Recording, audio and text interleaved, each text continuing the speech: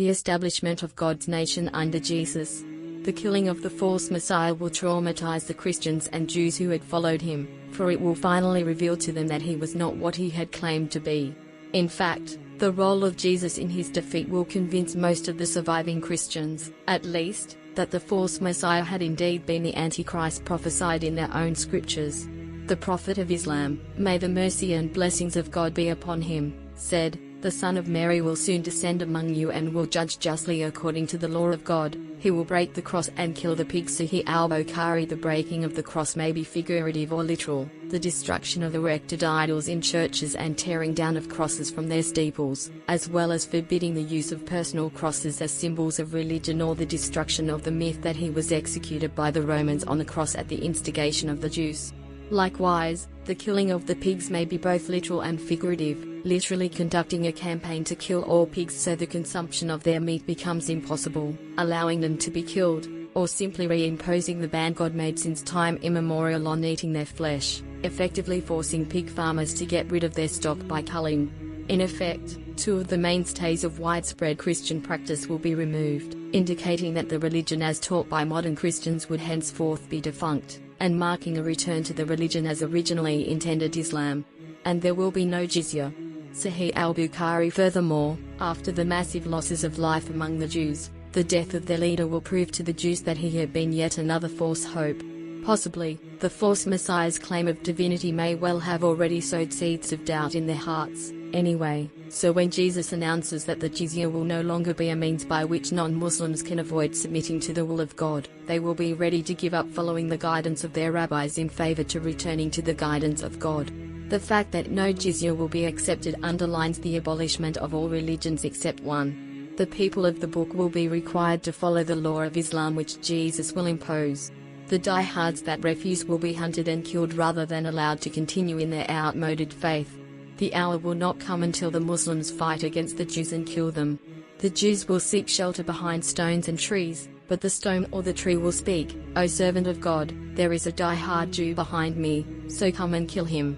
But the Garkad tree will not speak out because it is partial to the Jews. Sahih Muslim. No mention of the fate of those who are neither Muslims nor people of the book is mentioned at this stage, but we believe some of them will also fall under the sway of the rule of Jesus, or die. Perhaps others will be destroyed by those who are referred to as the Gog and Magog. The invasion of the Gog and Magog. Who the Gog and Magog are, exactly, is not known, though it is known from a hadith, found in the two principal books of authentic narrations Sahih al-Bukhari and Sahih Muslim, that they are of the nations of mankind. Of them, the Quran says, when he reached a valley between two mountains, he found a people who could barely understand a word. They said, "O Dhul-Qarnayn, verily, Gog and Magog are doing great mischief in the land. Will you accept a tribute from us so that you build a barrier between us and them?" Quran 18:93-94. After Dhul-Qarnayn carried out their request without exacting tribute, he told them, "This is a mercy from my Lord, but when the promise of my Lord comes, he shall level it to the ground. And the promise of my Lord is ever true. And on that day, we shall leave some of them to surge like waves on one another." Quran 18:98-99. This means that they will be a people who are not under the jurisdiction of Jesus when he accepts the pledge from former Jews and Christians. And it is the Gog and Magog who will be the final threat to the believers before his reign of peace.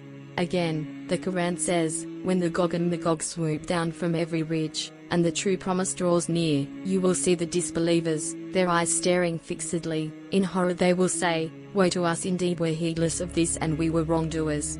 Quran 21:96-97. Not even Jesus will be able to withstand the coming of the Gog and Magog, for they will swarm the land destructively, like locusts.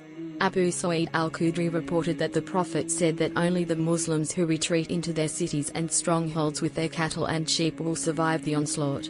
It is also said, God will reveal to Jesus, "Son of Mary, I have brought forth people from among my creatures against whom none will be able to fight. Take my worshippers safely to Mount Tur." Sahih Muslim. The Gog and Magog will be so many that when the last of the horde passes through a lake bed from whose water the first rank had drunk, they will bewail, "There used to be water here, once."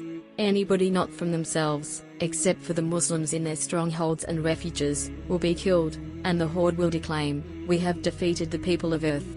Now only the people of heaven are left for us to defeat."